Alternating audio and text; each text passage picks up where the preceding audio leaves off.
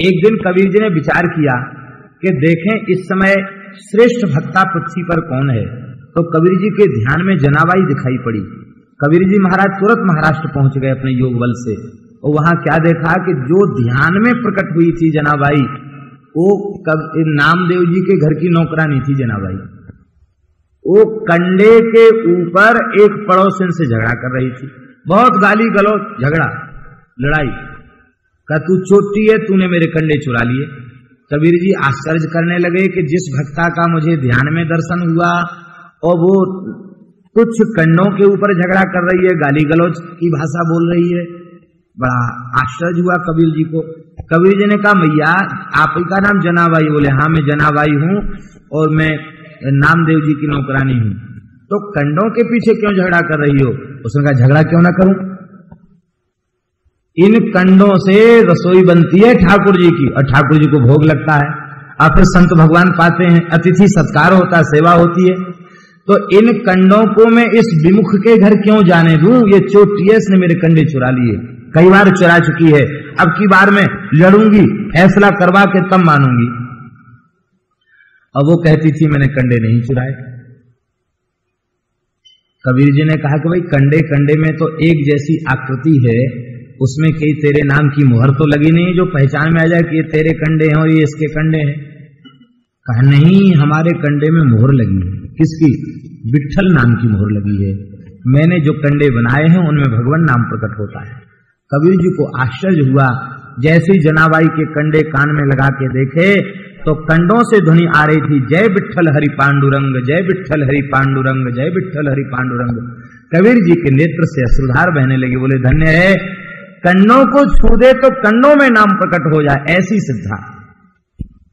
अब तो कबीर जी ने कहा कि अब हम फैसला कर देते। उसके कंडों के ढेर में गए और जिन जिन कंडों से नाम की ध्वनि आती उसको इधर हिस्सा अलग करते गए। ये कबीर जी महाराज का बड़ा विलक्षण चरित्र। एक दिन की बात है, श्री नामदेव जी के मन में आया कि कबीर जी से मिले, कबीर जी के मन में आया नामदेव जी से मिले बहुत देर हो गई, बहुत दिन हो गए, आप तुरंत गए। तो उस समय भगवान नामदेव जी की इस निष्ठा का, नामदेव जी सब में भगवान का दर्शन करते थे, तो इस निष्ठा की परीक्षा लेने के लिए श्री ठाकुर जी एक पठान के रूप में आए, पठान के रूप में, और पठान के रूप में आकर के पकड़ लिया नामदेव जी को। और नामदेव जी को पकड़ ही नहीं लिया, नामदेव जी को पकड़ करके और अपने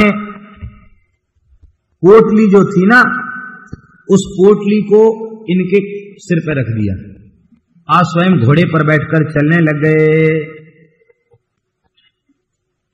कबीर जी दर्शन करने आए तो कबीर जी ने कहा कि हे भगवान, ये तो बड़ा अत्याचार है। पठान बैठा हुआ जा रहा है घोड़े पर और अपना जो बेगार है वो नामदेव जी के खोपड़ी पर रखी है, घोड़े पर बैठकर पठान भाग रहा है और नामदेव जी पोटली धर के भाग रहे हैं उसके पीछे पीछे। कबीर जी ने पूछा कि महाराज, विट्ठल भगवान रक्षा नहीं कर रहे हैं तुम्हारी क्या? इतना अन्याय तुमको सहन करना पड़ रहा है। नामदेव जी ने पद गाया। नामदेव जी बोले, राम तज जा, राम तज और न जानू हो, भगति करत बैठी पकड़े कौन, भगति करत बैठ पकड़े कौन। खूब प्रभु की तस्वीर खूब है सुगल, अयोध्या नगरी में यही है मुगल। ये सामान्य पठान नहीं है। अरे कबीर दास जी पठान वेश में रघुनाथ जी का दर्शन करके अपने नेत्रों को सफल कर लो। ए बढ़िया पठानी सूट पहने हुए और पठानी तुर्रा कलंगीदार टोपी बांधे हुए और अरबी घोड़े पर बैठ करके लगाम कसते हुए पड़ पड़ पड़ पड़ चलने वाले, ये अयोध्या नगरी में यही है मुगल। तो अयोध्या नगरी का मुगल है। खूब प्रभु की तस्वीर खूब है सुगल, अयोध्या नगर में यही है मुगल। कालो घोरा जरद पलान,